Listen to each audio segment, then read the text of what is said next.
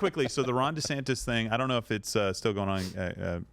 Tokenawan, I don't know if you have anything on that, but there was his announcement is concerning, I believe, law enforcement. So do we have anything on that? Right, yeah, he just gave the mic over to a sheriff in Tampa, and that's live right now. Oh, it's live right now. Okay, well, you know what? We have a story set up for it, but let's go right now live to, and by the way, hit the like button, share. If you like the fact that this is live and sometimes we go off book, we're really curious to see what it is that Ron DeSantis is doing. Major announcement. Let's see. The decisions for the courts or a jury of our peers. One of the more egregious examples occurred in September and involved a suspect suspension of state attorney. who, after shooting someone, and then opened fires on a residence where that victim sought refuge and protection. Inside of that house was the victim, his mother, other children, and control room, get me everything you can on Andrew Warren, who were forced to take cover and hide. To make things even worse, nearby was another mother and her twin infant children in a vehicle. One of the shooters, our suspect, was identified and arrested just a short few days later. After being released from jail, he was caught and arrested for committing another burglary, and while in jail, the state attorney's office no-files charges on the shooting and the separate burglary charge. Right. So here, bring that down for just a second. This guy's nervous. By the way, I love, this is the thing. Ron DeSantis actually works with real people. You can hear how dry his mouth is. Yeah. You can hear how nervous he is. Guy can't be blamed for that. No. It's just a guy stepping up doing the right thing. So, okay. So basically what's going on right now is progressive prosecutors that are supposed to be backed by George Soros that are not enforcing the law. Right. That's what Ron DeSantis is addressing, basically saying it's a dereliction of his duty. And one of the reasons that crime is surging, and that's why they're removing him from office. Forcibly removing this person. So I guess State Attorney Andrew Warren can derelict my balls. Yes. That really hurt. Yes. That really hurt when you told me to derelict your balls.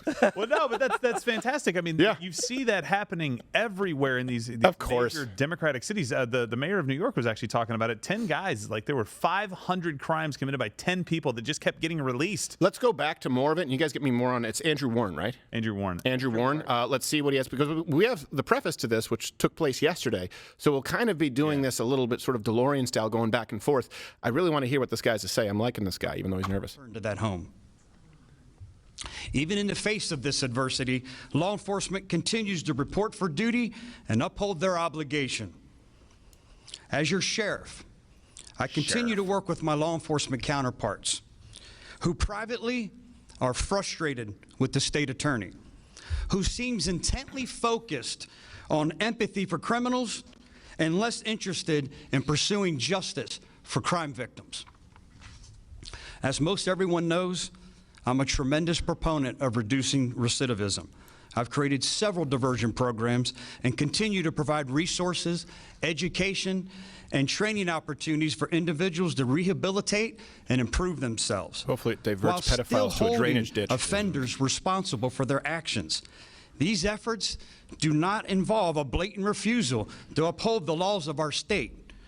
As the governor just outlined, and as Tampa law enforcement has seen over the years, empowering criminals through a lack of prosecution jeopardizes the safety of our Tampa Bay community and makes them even more brazen to commit additional crimes and continue to victimize the innocent.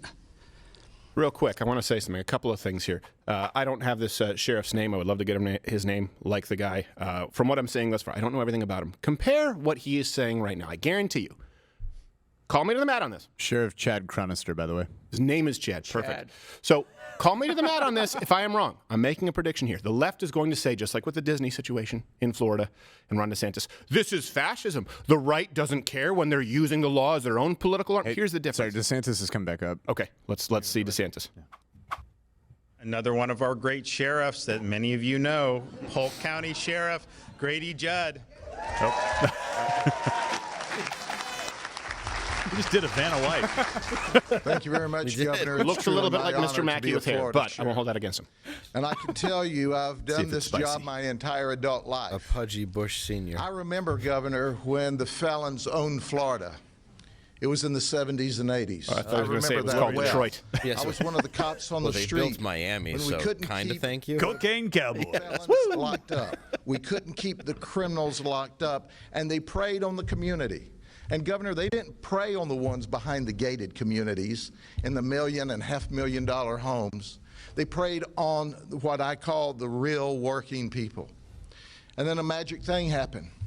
We changed the laws. We decided to hold them accountable. And Governor, it was a Democrat governor that signed the legislation that started us down the path originally to make a positive difference.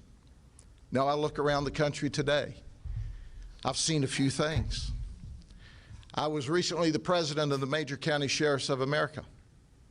I talked to and counseled with the sheriffs from the largest jurisdictions in the entire nation, to include the Los Angeles Sheriff's Office. In fact, the sheriff there was my vice president of the association at one time. And you know what they tell me? They tell me we got a dumpster fire going on in this nation. Is he hitting the mic, or is that one of you guys? And you know who's getting burned by this dumpster fire? Dumpster fire. The working people. Yeah, it's him. It's you know, it's not safe for people to walk the streets. Yeah. There's my homeless aren't being looked out for. The mentally ill aren't being looked out for, and it's by the major people. Now, Governor, I know you'd be disappointed if you didn't see some cards. What's the Friars so Club? Let me give you a snapshot of the people that joined Prosecutor Warren in not enforcing the law. Make some real racist jokes about Sammy. By the way, shouldn't you refer to him as former state prosecutor Warren? That's a good point. Just make it sting. That would have been Donald Trump. I'm sorry. Former. Businesses are closing. It looks photoshopped. Threw the prosecutor out because they weren't holding criminals accountable. Chicago, I think that speaks for itself. Los Angeles, where the sheriff told me I've got 60,000 homeless. Wow. We have criminals running wild. We have innocent people being victimized. And who's responsible there? The prosecutor, the chief prosecutor, who's allowing it to occur. He has the law, he has the tools. Baltimore, Maryland. But that's not all. Then there's one of our favorite places, Portland, Oregon. You can set up a chop zone there. Did you hear the audience? Not let the cops come in.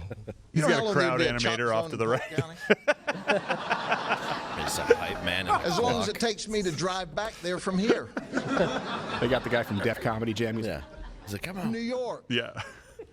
Where they're not holding people accountable. Comes out with the hook. Seattle, Washington, and Washington, D.C. So what's the commonality here? Democrats. Just go look for yourself. Look at the data. The murders are up. Innocent people are being murdered where prosecutors don't do their job. My friend Chad Chronister just gave you an example. We don't have time to stand here all day, but listen. Prosecutor Warren, like the rest of us who ran for public office, we ask for your precious vote in order to enforce the law and do what was right. Then we took an oath to tell the truth, to uphold the Constitution, and to support the laws in the government. And we do that. And we're led by the greatest governor in the United States that you could not hear at a Democrat rally right now. It wouldn't land. Can't say law. You can't say rule of law, Constitution. It's not something that is permissible. Watch Louder with Crowder live, Monday through Thursday, 10 a.m. Eastern.